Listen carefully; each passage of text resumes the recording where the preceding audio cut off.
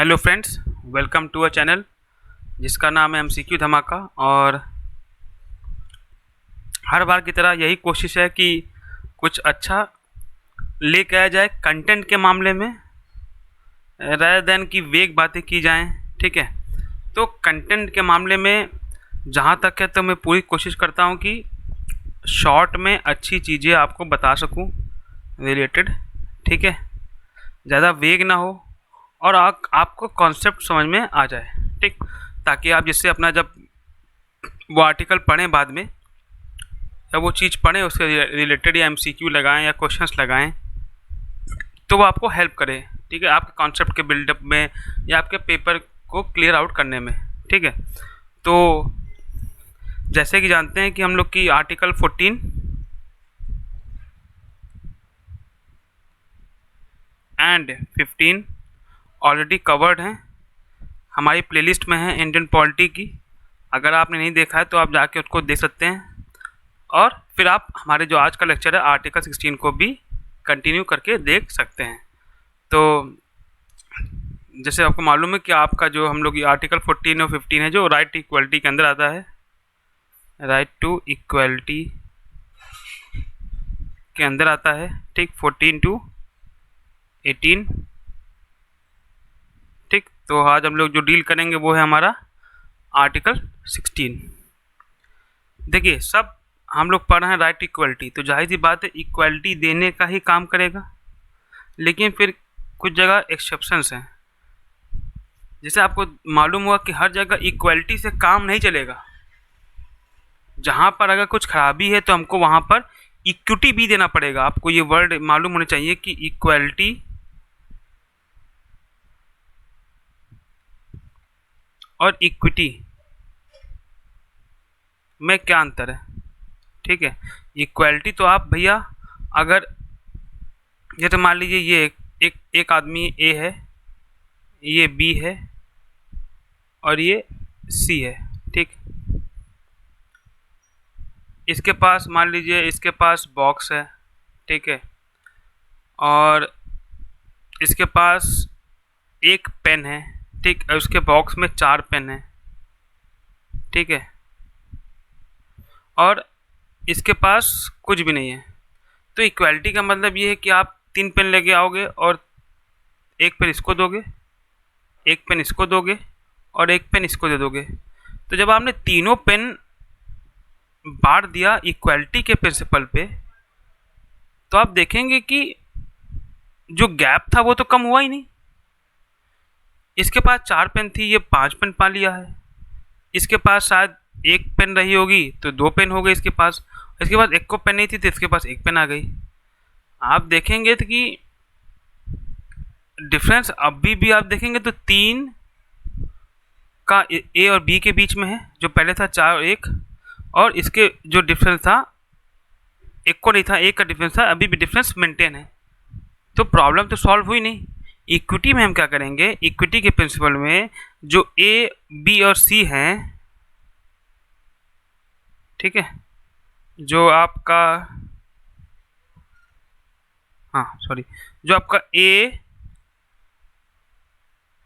B और सी है यहाँ पर, उसके पास 4 पेन थी, इसके पास एक पेन थी और इसके पास एक भी पेन नहीं थी, 0। हम इसको कुछ ना दे के इसको 3 देंगे और इसको 4 देंगे, तो कुल मिला के जब अंतिम टोटल आएगा तो वो 4 4 और 4 पेन हो जाएगी। तो अब ये सोसाइटी में बराबर आ गए हैं। ये है प्रिंसिपल राइट टू इक्वलिटी का। इसी पे काम करता है कि जो स्ट्रीम, जो क्लास, जो वर्ग, जो जेंडर या एनीथिंग, जो भी रिलीजन, जो बताया हमने पढ़ा था, क्लास, आपकी रेस, और आपका उस हिसाब से अगर डिस्क्रिमिनेशन हुआ है, अगर आप पीछे रह गए हैं, आप मेन स्ट्रीम सोसाइटी में नहीं आ पाए हैं, तो वो लाने का सरकार प्रयास करती है राइट टू इक्वलिटी में और फंडामेंटल राइट्स के अंदर बेसिकली। ठीक है, और राइट टू इक्वलिटी में। तो चलते हम लोग अपने आर्टिकल 16 की तरफ। ये बात हो गई इक्वलिटी और इक्विटी। आपको ध्यान रखना पड़ेगा दोनों में अंतर क्या है। ठीक है, और अगर आपको अंतर मालूम तो आप कमेंट सेक्शन में भी हमको बता सकते हैं। ठीक है, इक्वलिटी और इक्विटी में। ठीक। तो अब देखिए, पहली बात तो एक शॉर्ट श्योर क्वेश्चन है कि article 16 available only to the citizens of India, ठीक है, खाली इंडियन के लिए। अब आपके लिए क्वेश्चन ये है कि जो मैंने पढ़ाया है आर्टिकल 14, 15, उनमें से आर्टिकल 14, 15, 16, आज 16 पढ़ रहे हैं, एक आर्टिकल और कौन सा है आर्टिकल 14, 15 और 16 में जो कि only available to the Indian citizens है? आप कमेंट बॉक्स में मेरे को लिख के बताएंगे। ये तो चलते हैं आगे। तो श्योर शॉर्ट कट क्वेश्चन जो बोल रहा हूँ वो बनेगा आपका ये पहला point, available only to the citizens of India, पहला, ठीक, आर्टिकल 16। अगला point, provides for equality of opportunity for all citizens in the matters relating to public employment. क्या ये रहा है सेकंड पॉइंट कि इक्वलिटी ऑफ अपॉर्चुनिटी है, सभी को मौका है। भाई आपको आईएएस का पेपर देना है, आप आईएएस का पेपर दीजिए, आप पीसीएस बनना चाहते हैं पीसीएस दीजिए, आप एसएससी में जाना चाहते हैं आप एसएससी, रेलवे, बैंक, आप यूपी पीसीएस दीजिए, आप कहते हैं कि आप बिहार पीसीएस दे दीजिए, आप राजस्थान पीसीएस दे दीजिए, आपको जो देना हो आपका, जहाँ आप यहाँ का दरोगा बनना चाहते हैं, आप बिहार का, आप तेलंगाना, मतलब हर जगह कहीं का भी इक्वलिटी ऑफ अपॉर्चुनिटी आपको मिलेगा, ठीक है, इक्वलिटी ऑफ अपॉर्चुनिटी आपको मिलेगा for all the citizens in matters related to public employment. Public employment मतलब जो सरकारी नौकरी आएंगी सबको, और जो प्राइवेट क्षेत्र में भी जहाँ तक है, अगर आपकी क्वालिफिकेशंस हैं तो वहाँ पर आपको इक्वलिटी है। आप इंटरव्यू में बैठिए, सब दीजिए, आपको कोई डिस्क्रिमिनेट नहीं करेगा, इक्वल अपॉर्चुनिटी मिलेगी, ठीक है। आपको अपना इंटरव्यू देने के लिए, तैयारी करने के लिए, पेपर देने के लिए, ठीक है, आपको पूरी आज़ादी है, पूरी इक्वलिटी है, इक्वलिटी ऑफ अपॉर्चुनिटी आपको दी जाएगी ऑल सिटीजन्स के लिए, सबके लिए, किसी के लिए भी मनाही नहीं है रिलेटेड टू पब्लिक एम्प्लॉयमेंट। कहीं भी नौकरी निकलती है देश में उसके लिए, ठीक है। अब देखिए, अब प्रोहिबिट द स्टेट, स्टेट को मना करता है article 16 from discriminating among the citizens in public employment only on the grounds of religion, race, caste, sex, देखिए डिसेंट एक नया आया है, और प्लेस ऑफ बर्थ और रेसिडेंस। तो मना करता है, कहते हैं कि स्टेट को कि सिटीजन्स के खिलाफ वो डिस्क्रिमिनेट कर ले जाए, ठीक है ना, ना रिलीजन देख के डिस्क्रिमिनेट करेगा स्टेट, ठीक है, ना रेस को, ना कास्ट को, ना सेक्स को, ना डिसेंट को, ना प्लेस ऑफ बर्थ को, ना रेसिडेंस को, इन सब के मामले में भी स्टेट डिस्क्रिमिनेट नहीं कर सकता है लगा के, ठीक है। ये आपको पॉइंट याद रखना पड़ेगा, ठीक है। तो ये बातें हुई कि स्टेट कब कब डिस्क्रिमिनेट नहीं करेगा।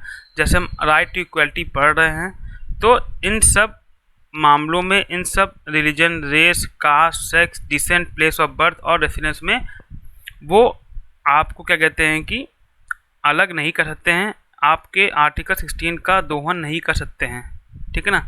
तो ये बात आपको ध्यान रखनी पड़ेगी कि स्टेट की जिम्मेदारी कि स्टेट डिस्क्रिमिनेट न करे और इक्वलिटी ऑफ अपॉर्चुनिटी सबको दे in matters related to public employment, जो नौकरियां निकलती हैं, ठीक है, पब्लिक के लिए, ठीक है ना। और religion, race, caste, sex, descent, place of birth और रेसिडेंस के नाम पे आपको डिस्क्रिमिनेट नहीं किया जाएगा, ठीक है। ये तो है जब कंडीशंस एकदम नॉर्मल हो और लीगल हो, वाजिब हो, ठीक है। अब हम लोग पढ़ लेते हैं आपका एक्सेप्शंस।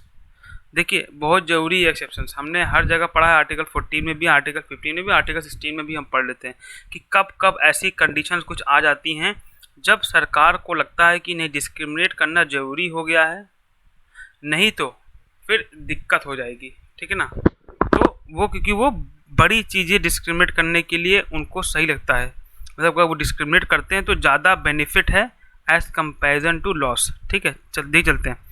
द पार्लियामेंट में by law provides for residence, ये मेन पॉइंट है, देखिए ये मेन पॉइंट है रेसिडेंस। अब देखिए यहाँ रेसिडेंस डाल दिया, देखिए वहाँ मना किया था, लेकिन यहाँ देखिए रेसिडेंस डाल देते हैं as a qualification for employment under the government of a state और यूनियन टेरिटरी और एनी अदर लोकल अथॉरिटी।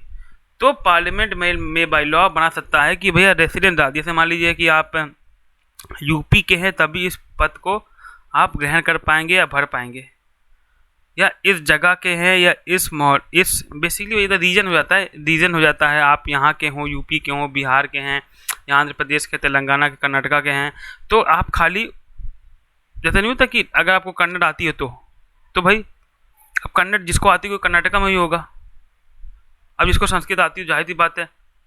तो एक बैरियर लगा दिया जाता है। जिसको बंगाली आती है, भाई बंगाली जब आती है तो आप समझ रहे हैं ना, बंगाल के ही लोग उस नौकरी को भर पाएंगे।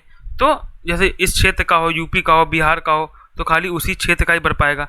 तो द पार्लियामेंट में by law provide for residence ये मेन है, मैं फिर लेता हूँ ये residence as a qualification for employment under the government of a state. कोई स्टेट अगर उसे बोल दे यूनियन टेरिटरी और एनी अदर लोकल अथॉरिटी, तो फिर आपको वहाँ से डिस्क्रिमिनेट कर दिया जाएगा, बाकी लोग नहीं भर पाएंगे क्योंकि रिक्वायरमेंट ऐसी है उस पोस्ट के लिए कि वो उस रेसिडेंस का हवाला देख के वो आपको डिस्क्रिमिनेट कर देंगे।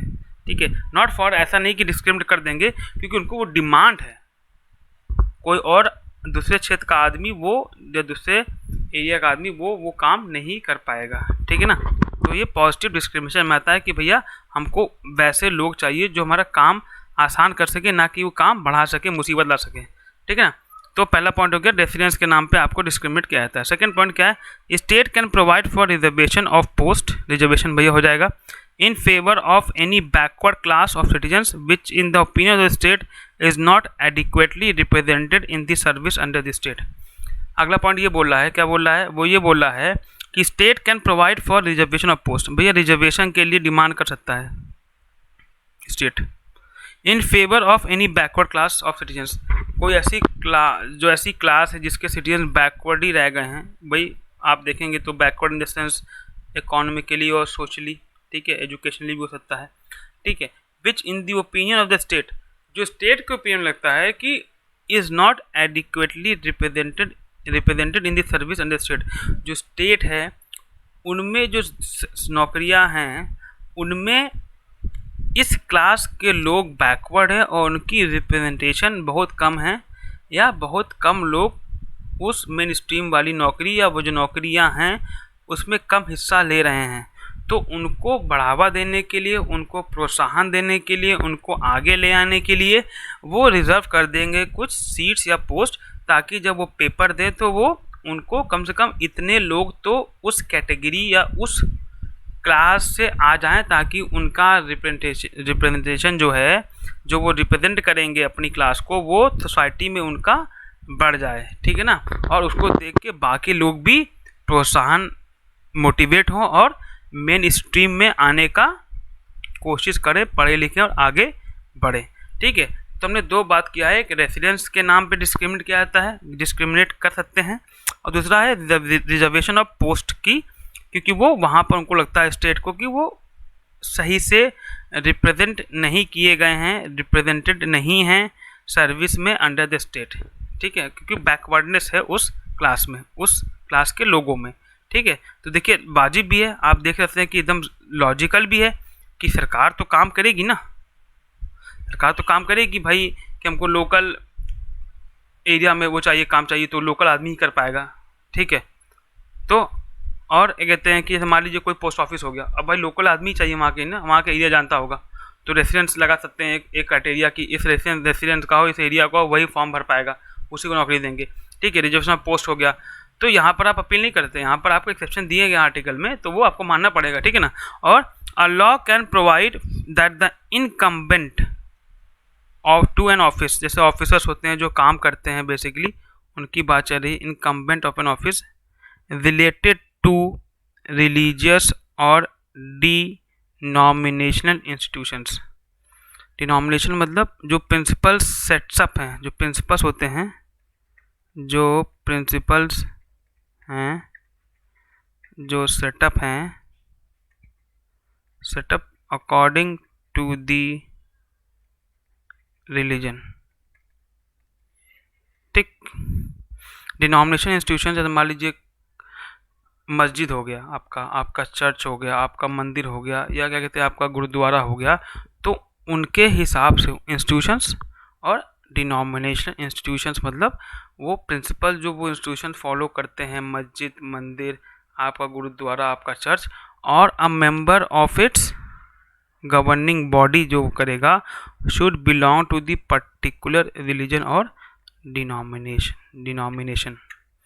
तो ये लॉ ये कहता है that a law can provide, एक लॉ बना सकते हैं यह है, तो उसमें ये है कि इनकम्बेंट ऑफ एन ऑफिस, जो ऑफिसर्स होंगे, ऑफिसर्स में जो ऑफिसर्स होंगे रिलेटेड टू एक पर्टिकुलर धर्म के ही होने चाहिए। मतलब अगर मस्जिद है तो वहाँ पर आप किसी क्या कहते हैं कि क्रिश्चियंस या हिंदू या आप किसी एनी अदर रिलीजियस ग्रुप के लोगों को वहाँ पर पोस्ट में नहीं रख सकते। जैसे वक्फ बोर्ड हो गया आपका, वक्फ बोर्ड, वो मुस्लिम्स ही वहाँ पर जाएंगे। ऐसे मंदिर में आप पुजारी, प्रीस्ट हिंदू ही रखेंगे वहाँ पर, ठीक है। मस्जिद में आप मुस्लिम ही रखेंगे, क्रिश्चियन में आप प्रीस्ट ही रखेंगे, ठीक है, हेड। तो वहाँ पर एक पर्टिकुलर रिलीजन के लोग ही जा सकते हैं, तो डिस्क्रिमिनेशन हो गया, लेकिन पॉजिटिव सेंस में हुआ है क्योंकि वहाँ पर नीडी ऐसी है, ठीक है ना। क्योंकि जो प्रिंसिपल्स हैं, डिनोमिनेशन इंस्टीट्यूशंस हैं, कि वहाँ पर जो इंस्टीट्यूशन के प्रिंसिपल्स हैं वो according to the religion set हैं, और जो रिलीजन जो पर्सन जाएगा वो उस रिलीजन का होना चाहिए, या जो वो ऑफिस बैठेगा, जब वो पद संभालेगा गवर्निंग बॉडी का, जो भी एनीथिंग है उससे रिलेटेड, तो वो भी उसी रिलीजन का होना चाहिए, should belong to the particular religion और डिनोमिनेशन। उस प्रिंसिपल को, उस धर्म के प्रिंसिपल को मानने वाला होना चाहिए, तभी वो बोर्ड या ऑफिस या इंस्टीट्यूशन काम कर पाएगा, ठीक है। तो 3 तरह के डिस्क्रिमिनेशन हैं, रेसिडेंस पे है, एक बैकवर्डनेस ऑफ क्लास है, हाँ, और तीसरा है आपका पर्टिकुलर रिलीजन के डिनोमिनेशन या गवर्निंग बॉडी में जो लोग चुने जाएंगे पर्टिकुलर रिलीजन के होने चाहिए, ठीक है। और एक है article 16 sub clause 6 EWS Kota जो है 10% का, ठीक है। उसमें भी सरकार को लगता है, कहते हैं कि इस क्लास के लोग थोड़ा अब पीछे हो गए हैं, या कुछ क्राइटेरिया है कि इस क्लास के लोग अब ज़्यादा उनको अपॉर्चुनिटी नहीं मिल रही है, तो उनको अपॉर्चुनिटी दे के वापस उनको मेन स्ट्रीम या कहते हैं, या अच्छे से जो रिप्रेजेंटेशन जो उनका था पहले वो कम हो चुका है, गिर गया है, तो उनको वापस लाने की हम कोशिश करेंगे, ठीक है ना। तो ये EWS रिसेंटली है 2018 अमेंडमेंट एक्ट 2018 में आया था, 103 अमेंडमेंट एक्ट है, पहले बता चुका हूँ मैं आर्टिकल 15 में पीछे। तो आप जैसे ये क्राइटेरिया हैं आपके आर्टिकल 16 के, जो कि एक्सेप्शंस में आते हैं, 4 हैं, और ये आपका आर्टिकल 16 है, और इक्वलिटी और इक्विटी मैंने बताया है आपको, ठीक है। तो अपॉर्चुनिटी की बात करता है इन पब्लिक एम्प्लॉयमेंट, ठीक है, टू ऑल द सिटीजन्स, और क्राइटेरिया देता है कि इस बेसिस पे आप डिस्क्रिमिनेशन नहीं कर सकते हैं, लेकिन एक्सेप्शंस भी देता है कि हम कर सकते हैं, और जैसे मैंने बताया कि जो एक्सेप्शंस होंगे वो पॉजिटिव सेंस में होंगे रादर देन कि नेगेटिव सेंस में उनको लिया जाए, ठीक है। इस चीज़ का काम ये है कि लोगों को जितना हो सके जोड़ा जाए, आगे लाया जाए, ताकि कंट्रीब्यूशन हो, और कोई सोसाइटी में कोई एक क्लास या वर्ग ऐसा न रह जाए जो कि निगलेक्टेड रह जाए, ठीक है। तभी on the whole India grow करेगा और आगे बढ़ेगा। उम्मीद करता हूँ आपको सेशन अच्छा लगा हो, अच्छा लगा होगा तो इसको लाइक, सब्सक्राइब एंड शेयर भी कर देते हैं। तब तक के लिए टाटा एंड बाय बाय।